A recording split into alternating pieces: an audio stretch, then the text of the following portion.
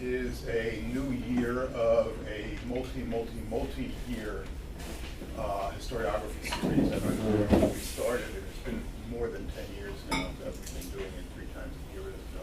What we do is we bring together people who are doing really interesting work, people who are sort of like on the cutting edge, and have them talk about their work.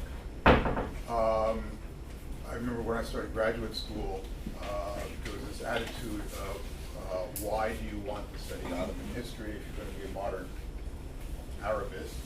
Because basically that contributed nothing to the Arab world except 400 years of enslavement. Obviously, that's not the way it's being done now, or let's put it this way, it's not the way it's being done by competent historians now, although it's still being done that way by nationalist historians. Michael Provence is somebody I've known for a very long time. He is at the University of California in San Diego. He has a book that has recently come out called The Last Ottoman Generation, which describes exactly what the Middle East, the Arab world, owed to the Ottoman Empire. The previous work was on the Great Syrian Revolt, which has been sort of like extraordinarily underwritten about for such an important event. And you filled in that hole very, very well. So without further ado. Thank you very much. Thank you for having me. So I have a confession to make. I think probably half the people here are UCLA graduate students, right? So I wanted very badly to be a UCLA graduate student. And in 1994, I was a college graduate, also a high school dropout, working in a machine shop in a night shift in San Leandro without a job, and not getting into graduate school for reasons that were totally unclear to me. And so I came here to Bunch Hall, and Stanford Shaw was around, and he was very, very nice to me. And somebody else who is probably known to some of you, and she's like a kind of an angel in my consciousness, this woman named Sheila Patel, who must be retired. She said, well, you can go to graduate school. You'll be able to go, but you have to do this and this. She told me some advice which I don't need to disclose, because as you pointed out today, without realizing it, she'd probably be subject to a lawsuit today with the advice she told me about my file. Anyway, it's kind of, so this is a kind of a very important place for me in a weird way that has absolutely, I mean, you know, it's like 10 minutes of my life, but it was kind of transformative, and she was just being nice. So You should have waited a year. 1 year. Well, I know you. Well, thank you very much for that. That's a very kind vote of confidence there. I appreciate that. I forgot my jacket, and I always wear a jacket. You're wearing a jacket. I don't have mine. It's like a magic cloak. I wondered, will this work without my jacket? You know, and I thought, I don't know. It's a bit of a problem. I mean, it's pretty hot. If it was January, it would be more conspicuous. But so I don't have my jacket, and it reminds me of the things you forget when you're getting ready. The famous book of Kamal Salibi. He wrote The House of Many Mansions after General Aoun had dropped an artillery shell on his house. So he wrote the book without his library, and without his notes, and without his archive. And so the book came to be. So sometimes, forgetting something can. So we'll see how it works out. Anyway, Professor Gellin asked me to talk about historiography, and I will do that, and I'm happy to do that. I was kind of wondering how I should talk about it, because I'm not a theoretical historian, and I'm not a person who ever felt like I could master Hegel or the kinds of things that some of my colleagues in graduate school seem to be able to do. And so I became a person who loves archives and loves human stories. And so I have a story, but first I'll try to say something about historiography. I think I'm going to say something about historiography from the perspective, this is a bit self-indulgent and I'm a little worried about it, from the perspective of biography. Because it seems to me that the stories we tell, the history we write, the things we're interested in, is sometimes they choose us without even knowing, and sometimes we choose them. So I mentioned that guy who was working the night shift in San Leandro. So I was unable, uninterested, incapable of writing elite history because I didn't feel like I had anything to relate to. And so I went to Syria in the 90s looking for revolutionary peasants, interested in peasant revolutionaries. That's why Sherry Lauder was a person who I was, reading her work in those years, and looking for revolutionary peasants. And I found them, actually. And at the same time, Jim had published Divided Loyalties, and so the idea of elite nationalists and Arab nationalism as a sort of I was very dissatisfied with the story of 5 families who were in charge of everything and had written every single document and every single memoir, and in fact the sons of these families had written the history, literally written the history of modern Syria themselves. And so I just didn't really, there were people all over the place. Surely their grandparents had had some role to play, and out in the countryside. And so how did this work? And so I started reading to try to find out what had happened, especially during times of real upheaval, like the Great Revolt in the 20s. And it became clear pretty quickly that there were some, for one thing, there were rebellious revolutionary peasants, and most of them had been veterans of the Ottoman army. They had served in the First World War. People were politicized. In some cases, they became literate in the army. And that wasn't part of the Syrian nationalist historiography. That wasn't part of the story. And so I started digging around, and I'm going to say something about these guys in a minute. But first, about these institutions that were present in memoirs, and but not memoirs of fancy people. And it became obvious that there was an entire strata of people who were veterans of the military and a massive social engineering project that wasn't present in the books at all. And yet, if you talk to people, ordinary Damascenes, they'd say, oh, well, yes, well, his father went broke, and that's why he went to the military academy. It wasn't possible to send, son X to AUB or to Syrian University or something like that, or Maktab Anbar, because the family's fortunes were such that they only could aspire to a subsidized military academy. And so I was living with, I had a roommate, a German urban historian named Stefan Weber, and who was a kind of a master of the urban archaeology, the modern fabric of the city. And I said, Stefan, where's this military school? And he said, you walk past it every day. And he was right. It's this thing over here. You see there's an Ottoman postcard of the school. And here's the modern photograph from a few years ago. And this is from behind the minaret there. He said, you pass it every day. And I realized, and I found that the people who had taken part in this revolt in Syria were all, or many of them, were graduates of this unknown military school. And then I started investigating the existence of these kinds of schools, and I realized that it was a system. It was a system that spanned the entire empire from the Balkans to Baghdad, and that there were dozens and dozens and dozens of these schools, and that all of them were subsidized, and that there were tens of thousands of students who, are famous, many of them, as the leaders of the post-colonial states, and none of them were Syrians, Turks, Turkish nationalists, Syrian nationalists, Arab nationalists, Iraqi nationalists at the time that they were attending these schools.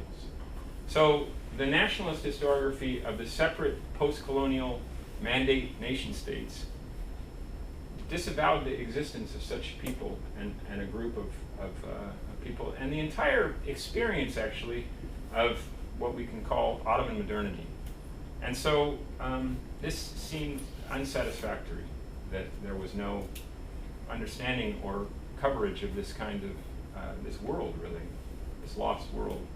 And at about the same time, I had the extraordinary good fortune to get involved with Nadine Miyoshi and Peter Sluglet, who were doing a mandate study group, the Syrian mandate, the Iraqi mandate, Palestine mandate, and so on. And this took place in Damascus to begin with, and then Beirut, and then eventually in France, and conferences around, and a big, big book they published. And the thing that became clear was that the domination of both colonial and nationalist historiography was total, and that it was impossible to imagine that the mandates didn't represent a decisive break with everything, and that at that moment, suddenly a new nation had emerged, and everything had to change in the way that we imagine. And I found this really impossible to understand how this could have squared with human consciousness, including the people I was meeting in Damascus who were talking about, you know, the Turkish army and then this and that and the things that Grandpa did and involved in all of it at the same time. And oh yes, and by the way, then he went to Iraq to fight with Rashid Ali, and these kinds of crazy things that weren't possible based on the sort of elite nationalist history that we were presented with.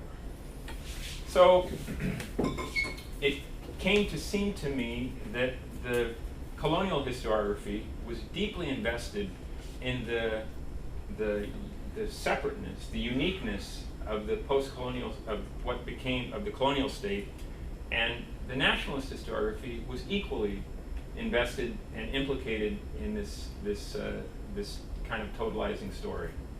And the things that were lost, which I found unsatisfactory, were the Ottoman past, the experience of continuity, the trans-border or trans-regional connections, because there were many people who were born in one Ottoman region, served the state all over the place, went everywhere, they traveled widely, and then ended up in some completely different place. And now that family may be considered Baghdadis or Jerusalemites or Damascenes or whatever, despite where they came from. So that continuity was lost. And finally, the thing that was lost, or there were a couple of other things that I found that didn't seem correct to me. And one was the experience of colonialism of the mandatory state, the mandates as a unified experience that people understood separately from the individual places that they happened to live. So how was it that Damascenes could be so angry that they would go out and put their lives on the line when Balfour visited Jerusalem? I mean, according to the colonial officials of the French Mandate, the Damascenes couldn't possibly care about what was happening in Jerusalem. It was a different country. And yet, they were on the streets, they were angry, they were protesting. And the same thing with the way that people obviously were following the news, involved in politics, moving around, crossing borders to the extent that they could, from Beirut to Damascus, to Baghdad, to Jerusalem, to Anatolia, to Istanbul, and back again, continually in this period of the 2.5 decades of the mandates. So the mandate, or the colonial historiography seemed defective, and the national historiography seemed defective, and I wanted to try to figure out some way to tell these stories in a way that I hoped would make sense to people who lived through it. And so that was sort of what I was frustrated and dissatisfied with the way that, and the fact of the matter was, of course, that from the perspective of mandate history and people who were studying the mandates, that we were arguing endlessly about whether, well, the French were better than the British. No, the British were better than the French. And my advisor said, what difference does it make if whether the boot on your neck is French or British? Which, you know, seemed kind of true. But on the other hand, I mean, there were differences for sure. But the way that the kind of obsessive attention to differences, real or imagined, seemed a bit of a mistake to me. So those are my real, I guess, my reflections on the historiography of the period, and what I didn't find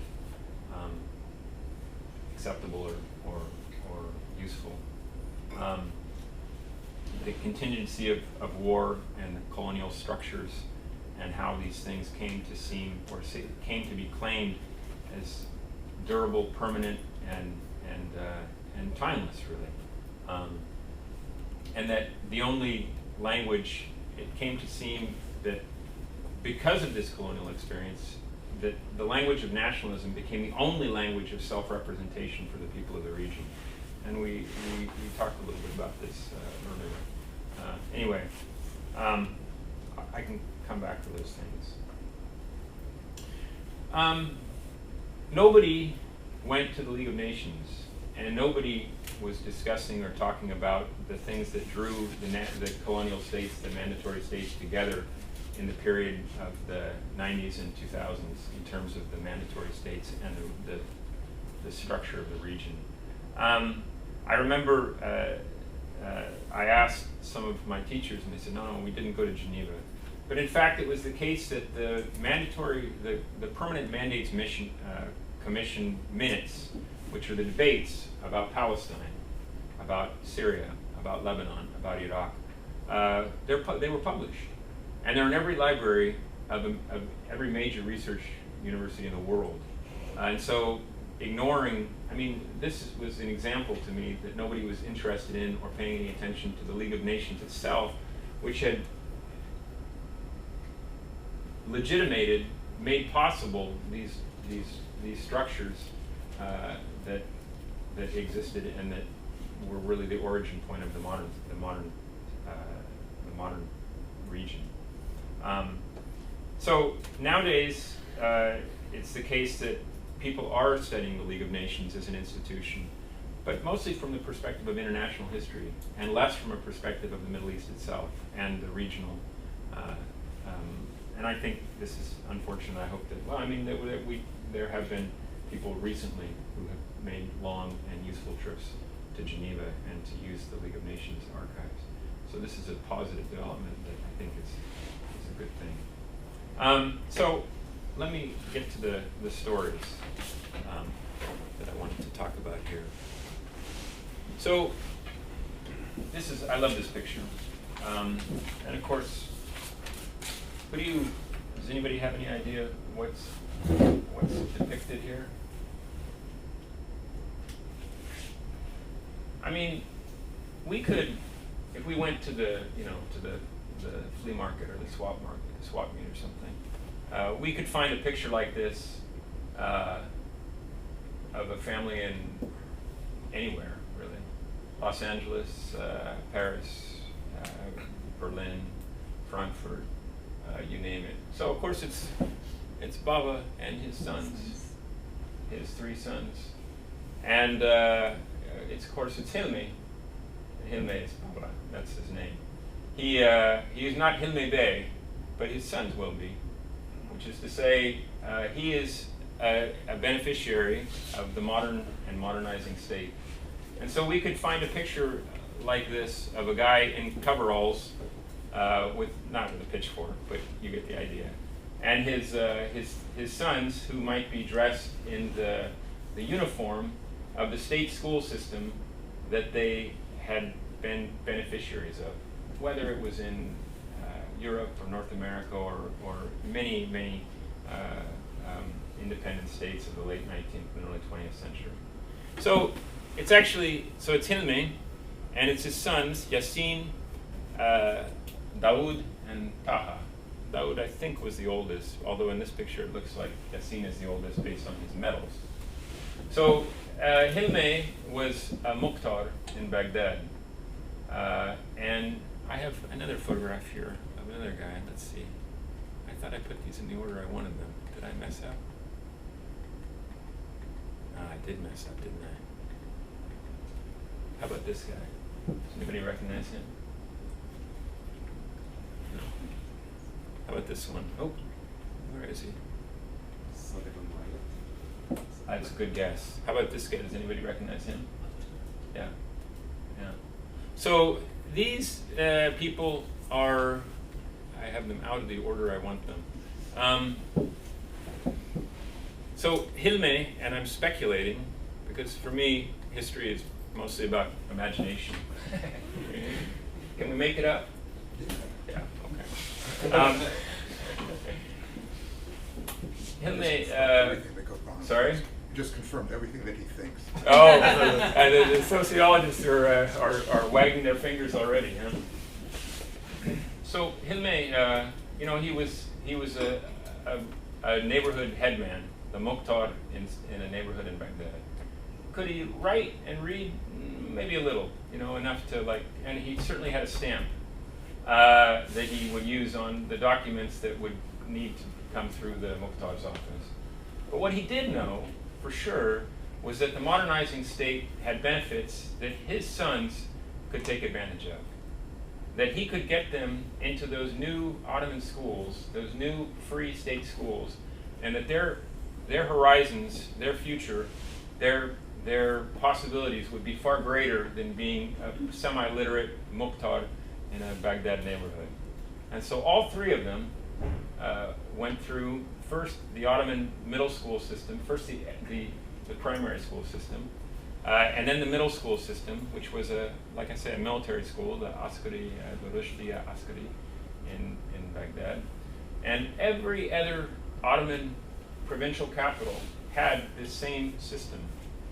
And in fact, this is the Beirut military middle school, which today this is actually the headmaster today. It's not an Ottoman military school, but it's still a Lebanese state high school, and that's the headmaster. And here's the inscription that says something that Hilme couldn't read, and this guy can't read because it's in Ottoman, and it says, the Sultan Abdulhamid endows this school for the glorification of the Ottoman state and its people, something along those lines. And so Hilme made sure that his three sons went to this school, and when they got there, they got that uniform, which they were very proud of, with their woolen coats and their brass buttons with the imperial crest and the tarbouche, which is quite different from his much more traditional garb. And then they went to the secondary school, also in Baghdad. This is the one in Damascus here. And spent 3 more years in these schools. Now, the things that they were learning were mathematics. They were not learning religion. They were praying together. There were probably a smattering of non-Muslims who probably had to go through that as well. But for the most part, there was no religious instruction of any kind. It was all practical.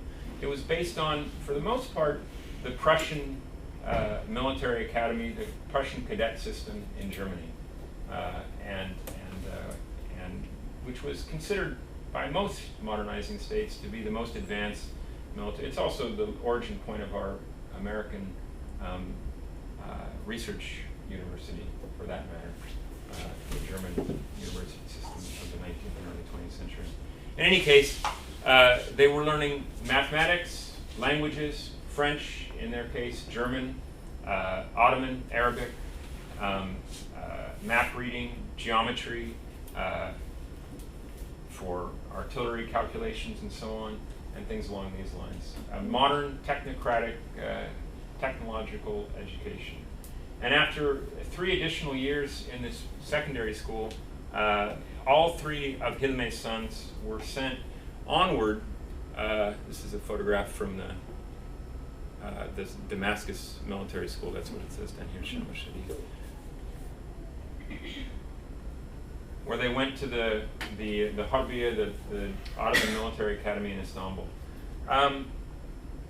Now, Hilme's sons, Yassin, Daoud, and Taha, they took a river boat up the river, probably towed by animals, up the Euphrates.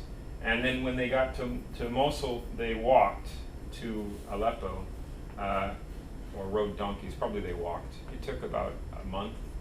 And then from Aleppo, they got on the steamship in Iskandarun, and all of this was at state expense. They paid nothing. And they went by steamship to Istanbul. When they were in Istanbul, they were boarded in this vast building with their dining hall on the right and the sleeping quarters on the left. And they were fully acculturated into becoming and believing that they were the guardians of an empire. They were the loyal guardians, the leading figures, the saviors even of the Ottoman state. And of course, when they got there, they met people who had come from all over the place. But the language that they had in common was the Ottoman of their education, although they spoke other languages of their origins, whether they were Kurds or Arabs or Bulgarians, Albanians, Greek-speaking Muslims, whatever, from all over the place. Now, Hilmi's son, they experienced the Ottoman constitutional revolution, most of them. Hilmi's son, Yasin, graduated in 1905. And because he was at the absolute top of his class, in a class of about 500 young men, he was immediately chosen for something called the Ottoman Staff College, which enrolled about 50 students per year, or actually 50 total over the course of a 2-year course of instruction. It was extremely rigorous and very competitive, and only that top 10% of the graduating class of the military academy were chosen for this. Now, the people I'm talking about today, Yasin, his brother Taha, and Ataturk, or Mustafa Kemal Pasha, also a provincial schoolboy from a modest middle-class family without a father, and this fellow, whose name was Yusuf Al-Azmi, who graduated in the same year as Mustafa Kemal in 1905. All of them were selected for this staff college. So this is the creme de la creme. This is the absolute pinnacle of Ottoman state education. And now, what happens to them there is that they graduate as staff captains, and they're immediately posted to the places that they had come from to be faculty in the secondary school of their respective regions or other places. I mean, it's actually the case that this guy Yusuf and there's a statue of him, and Yasin and Kamal all go to Damascus, where they start secret politics, secret societies, and become members of what was later called the Committee for Union and Progress, or its constituent parts at this point. Now, this guy Yusuf is unusual because he is from not a lower middle class family like many of them, most of them. He's from actually a very prominent, wealthy Damascene family. Some of you know the scholar Aziz Al-Azmi, who is the author of Islam's and Modernities. This is his uncle.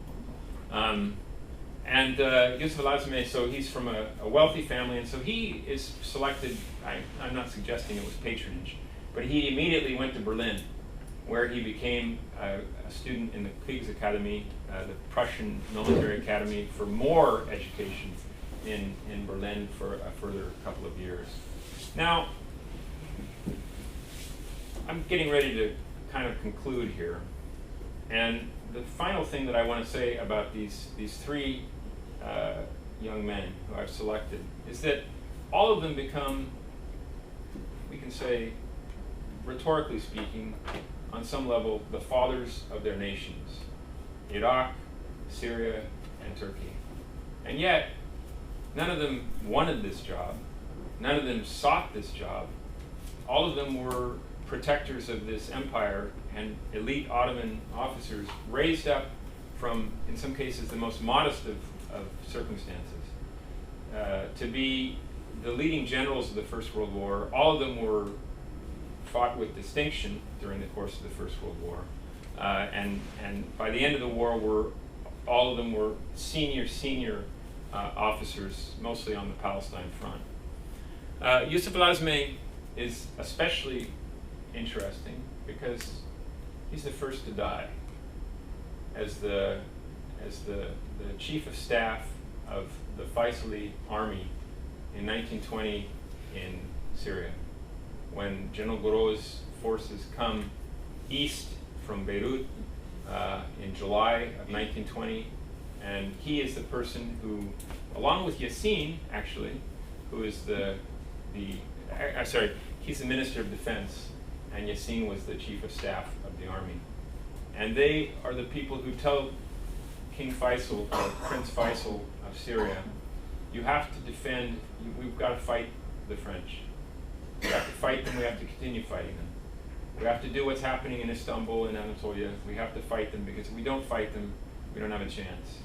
And Faisal says, as you pointed out very effectively, I think, a long time ago, Faisal says, we have to get along with the people we have to get along with. We have to maintain our relations with General Allenby, the British, with the settlement. And so they don't seriously mobilize. And Yusuf al-Azmi goes and is killed by a French artillery burst in a place called Maysalun, just over the very close to the Lebanese-Syrian, what becomes the Lebanese-Syrian border. Every Syrian school kid goes to the shrine of Yusuf al-Azmi, and his grave is there. And he's the only person, besides, there's a couple, Hafiz al-Assad and Salah ad-Din, they're the only people who have statues in Damascus, except for Yusuf al-Azmi. He's not only got a statue, he's got a square, Sahat Yusuf al-Azmi, in the middle of the city. But as a paragon of Syrian nationalism, he was barely a Syrian. He hadn't lived there for 25 years. He had spent his entire life, in his whole adult life, basically, in Istanbul or in Ottoman service. He had published numerous books of military science and tactics in Ottoman Turkish, which he had translated from German. And it's only in the very last year of his life that he had returned to the city of his birth, to Damascus, in the first place. Now, when he was killed, his comrade Yassin al-Hashimi, who becomes the Iraqi prime minister in the 1930s, is living in old Damascus too. And according to the family of Yassin, who I interviewed, when Yusuf al-Azmi was killed, somebody came to the house of Yassin, and told his wife and his 3 daughters, the head of the army died. And they began to mourn and to cry, because they thought that they meant Yassin, not Yusuf. And then an hour and a half later, Yassin came through the door and said, we've been defeated, we have to leave, the French are on the way, we're fleeing. And so they did. So, I mean, the story of these people and what they went through, and their transition from being Ottoman generals, from being scholarship boys and people of the lower classes, really, to elite Ottomans and generals and refugees and unemployed stateless revolutionaries is something that I really was interested in. And really the only one that anybody knows, I mean, every Syrian school child believes that Yusuf al-Azmi was a hero of Arab nationalism, except for he was fighting for the Ottoman army at the moment of the armistice, until the armistice, in fact. And so the Arab revolt and all of the storied events of the First World War that he allegedly took part in are all myth. None of it happened. And so I'm interested in these kinds of stories and the historiography of Ottoman continuity and the trans-regional experience of people who span this period in this generation. There's a lot more to say about the career, and there's nothing more to say from my perspective about the career of Ataturk because it's too well known. There's many more things to say about the career of Yassin al-Hashimi, but I think well, I should say more because it's I have some time here. So, Yassin, as I say, let's see here. After being decorated by the Kaiser himself in Ukraine, and then becoming the chief of staff of the Faisal army in Syria, he becomes a refugee. And Allenby, the British general and commander of the Eastern Forces, tells the French, "We have him." And the French say, "Well, we don't want him." And so they release him. And he goes back and goes to his comrade, Mustafa Kemal Pasha, in Anatolia, or attempts to, and says, "I want to come back into the Ottoman army." And Kemal says, "Too late. You waited too long." But of course the reason he says this is because he doesn't want another general who's at least as distinguished as he is among his ruling coalition and the state that's emerging. So a year or two later, he shows up in Baghdad, the city of his birth, a bit like the prodigal son of Yusuf al-Azmi, and says to Prince Faisal, King Faisal now of Iraq, "I need a job." And Faisal says, "We have nothing for you. And in fact, we don't even want you back." And then a little later, Faisal says, "Okay, we have a job for you. You won't like it. That province in the desert that's rebellious, full of brigands, you can be the governor of that place, if you can manage." And he says, "Don't you have anything else for me?" And Faisal says, "That's what's on offer. Take it or leave it." And he takes it. And within 2 years, he's the prime minister. So he's a person with skills and talent. And then he's the person that over the course of the 1920s and 30s, there's another very well-known Iraqi statesman, better known today, named Nouri Said. And Nouri is a more closely aligned with both Faisal and with the British. And so there's a pattern that emerges during the course of the 1920s and 30s.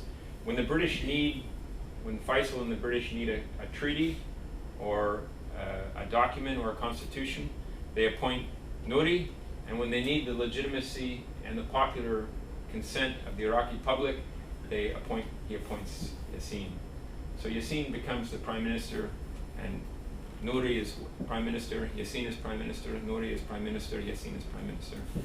In 1935, Yassin manages to become prime minister again on his own terms, and he manages to fire and to dismiss almost the entire British colonial officialdom of the Iraqi monarchy. Now, it was the case in the 30s that if you were a British colonial official and you were working for the colonial office, there was a set salary scale. But if you were in Iraq, which was a nominally independent country by this time under the League of Nations after 1932, the salary scales were much higher, 3 or 4 times as high. And they were paid directly by the Iraqi treasury. And so if you were a colonial official in Iraq, the Iraqis couldn't dismiss you, and yet you were paid an astronomical salary far higher than you would be paid if you were under the employ of the colonial office. So these contracts had to be periodically renewed, and Yassine managed to let them all lapse. And in this way, he dismissed all of the British officials in 1935. It's a complicated story that I'm going to go through very briefly now.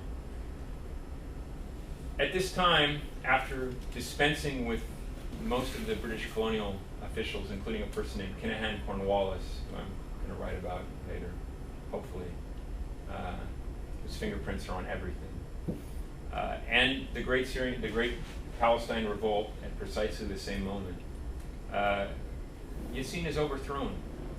The government is overthrown, and he's sent into exile, first in Damascus and then immediately after to Beirut. And the coup is typically described as the first coup in modern Arab history, or the Bakr Sidki coup. But because I'm an archive rat, and because I want to spend forever in the archives, we can say that this coup now, I think, was definitively a British intelligence operation, and that it was staged by this person, Kinahan Cornwallis, partly in revenge for the fact that he had been dismissed, fired, and had lost his high income and his position by Yassine al-Hashimi. There's a lot of other parts of the story as well, and I'm happy to talk about them. But now, Yassine went to Beirut as an exile, and within a month or a month and a half, he was dead of a heart attack, an alleged heart attack at the age of 53. And some people think, I mean, there was some suspicion at the time that he was murdered, and I think these suspicions are well taken. And it's not very easy to find assassins in the archives, but I'm trying. So I'll stop there and say thank you.